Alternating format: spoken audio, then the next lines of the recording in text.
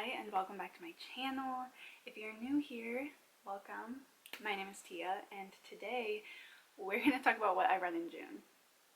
Which yes, it is almost time for my July wrap up, but we never talked about what I read in June, so better late than never. So in total I read 8 books in June. And I feel like I had a pretty decent reading month in June. So let's just get into what I read. I'm very excited to talk about some of these things. So first I have Our Crooked Hearts by Melissa Albert, who's the author of The Hazelwood. I gave this 3 stars. This came out June 28th, so it is out now. I was lucky enough to receive a little arc of it. I gave this 3 stars. I think it's a solid 3 stars, but it's 3 stars. It's a YA witchy story, and it's dual POV. It's a daughter, and then it's also in present day, and then it's also her mother back when her mother was her age. And obviously I feel like with most dual POV stories you tend to prefer one, and I definitely preferred the daughters. So every time that we were in the mother's POV I was just kind of like, okay, like the voice just wasn't doing it for me. She just was really bland, the character felt flat, and so it was really hard. So I didn't enjoy about half of this book. The atmosphere was there 100% though. That's something I think Melissa Albert does really, really well. But this also just felt kind of basic in regards to the witchiness. So atmosphere was 100% there. There were some areas I was actually kind of like spooked, but it felt like a witchy story that I had already read before. Like for the genre, YA witchy, it kind of felt cookie cutter, kind of felt like every other one. So I wasn't super impressed by anything. I don't think it did anything particularly new within like that genre. Then I read Hide by Kirsten White, which I have a whole dedicated reading blog for, which I will link up above in the cards. I did a whole Thrill Seeker episode on this, so I'm not going to go into it too much, but this was a 1-star read for me, and you can see why there. It's like an hour-long reading blog, so if you're interested, go watch that. Then Polar Opposite, okay, I read It Happened One Summer by Tessa Bailey, and this was 5 stars. Surprisingly for me, because actually like Fixer Up and what is that? The Hot and Hammered series, Fixer Up, Too Hot to Handle. Oh wait, no, that's a TV show. What was that one called? Love or Lose Her. Why did I think Too Hot to Handle? And what's the other one? The last one. Total Engagement? No. What? Okay, I have no idea what I've read in the past. But the Hot and Hammered series was actually kind of mid for me. So I went into this one thinking like, okay, like I like Tessa Bailey enough to like continue picking her up, but I'm not like a diehard, you know? I am now because this was fantastic. I absolutely loved everything about it. I just got sucked right into the story. I was rooting for both of these characters, which is actually rare with me with romance. Like typically with romance, there's like some of the characters that we're supposed to be like wanting them to get together, right? Like pining for. I'm just kind of like, I see so many flaws in you. And I'm trying to think if I've ever read like,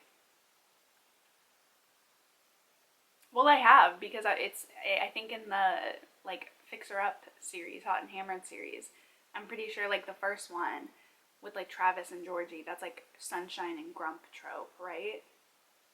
I'm pretty sure. But that I think was my favorite one out of all the series. So maybe I have a sunshine, grump, I almost said fetish. Like I just like that trope, okay? But I just thought it was fantastic. I 100% was rooting for them all the way. I loved it. Then, this one was also stunning. The Prince and the Dressmaker by Jen Wang. Adorable. 4 stars for me. It's just stunning. It's so beautiful. The art is fantastic. The message is just stunning. I love the discussion on gender identity, and I think it's a really important one. I love that it's set in Victorian times, and I just love this. I loved everything about it. I'm a huge sucker for graphic novels. Like, I love graphic novels so much. I loved it. If you love graphic novels at all, like, give it a shot. Then I read All Boys Aren't Blue, finally, by George M. Johnson, which I gave 4 stars. Really enjoyed this. I'm not typically a fan of memoirs, but this was probably the best one I've ever read. I thought it was extremely heartfelt. It nearly brought me to tears tons of times. I just felt like everything you had to say was so beautiful, and I think it was so impactful, and I hate that this is that this book is potentially being banned, if not it is banned, in a couple states here in the United States.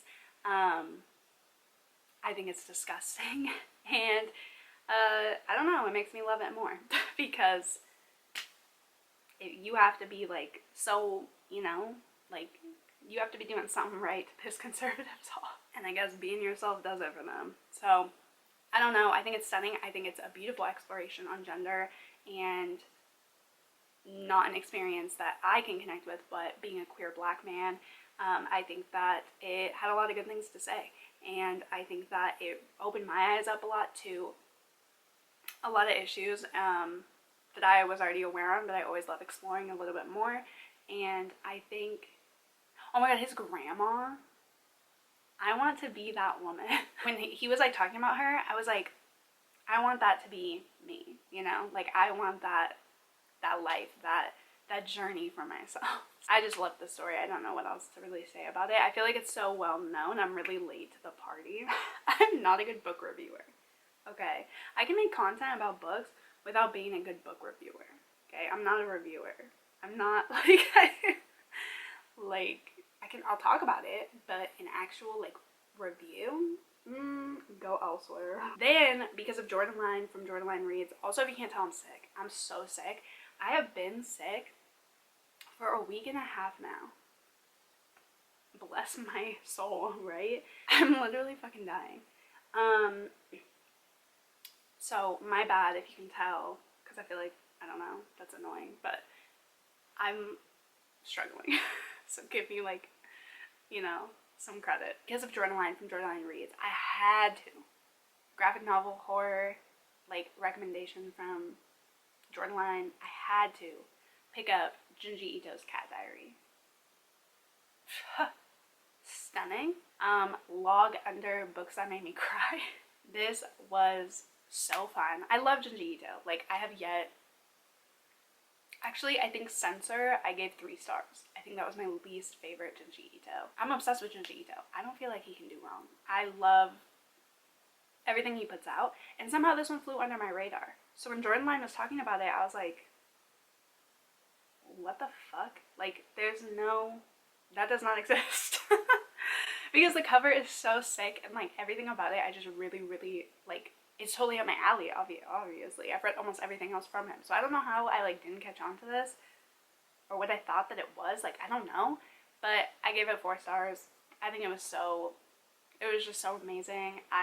Again, it's kind of like borderline memoir, but I loved kind of, you know, the elements about it. And if you're a cat lover, or you have cats, or you, I don't know about cats at all, I guess, then you'll think this is just like hilarious as well, because there's just so many things that he talks about with cats that is just like so true, and I just love so much. So anyways, 4 stars, fantastic. And I'm trying to go through my physical TBR like for real this time. I feel like I've been saying that since I started making YouTube videos, like booktube videos in like 2016, but like for real, I'm trying to go through my TBR.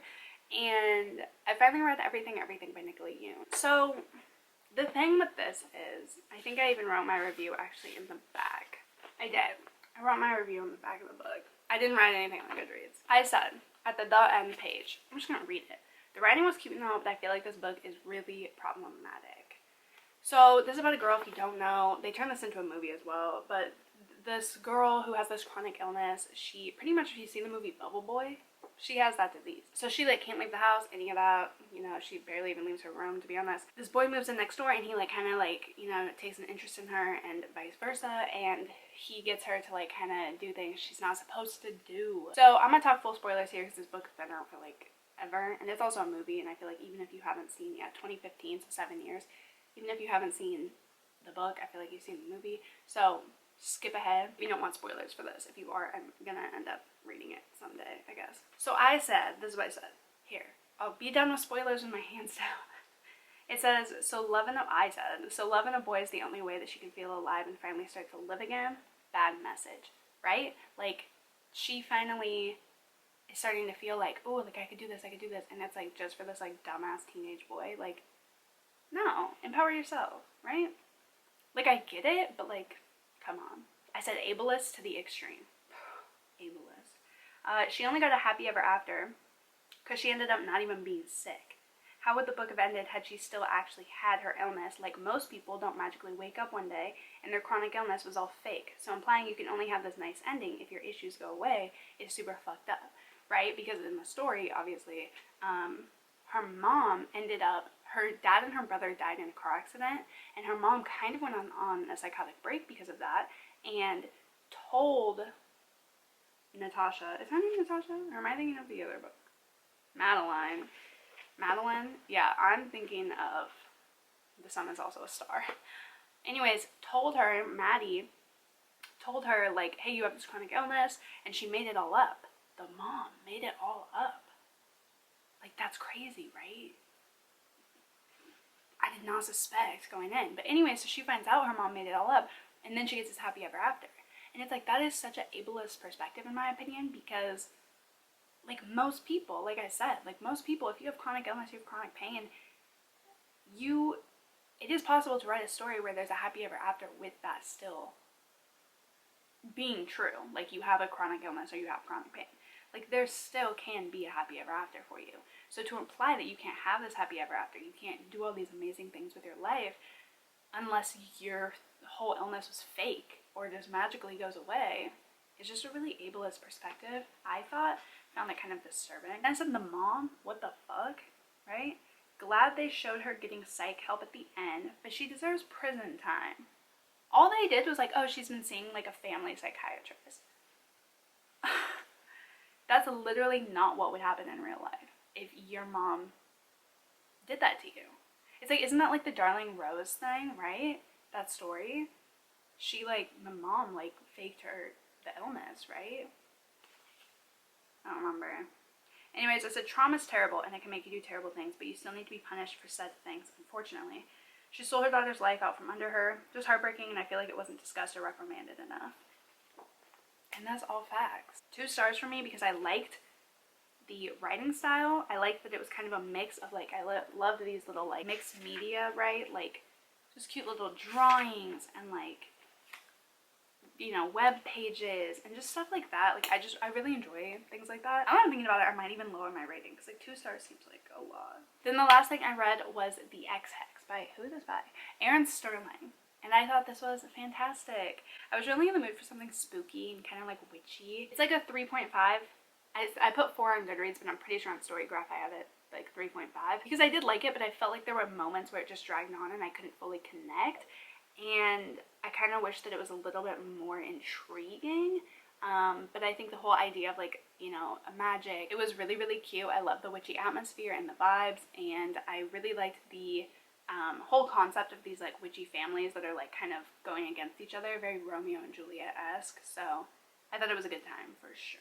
But that's everything that I read in June. I almost said July. So I hope that you all enjoyed. Be sure to subscribe and like this video if you did like it. And yeah, I will see you guys in the next week.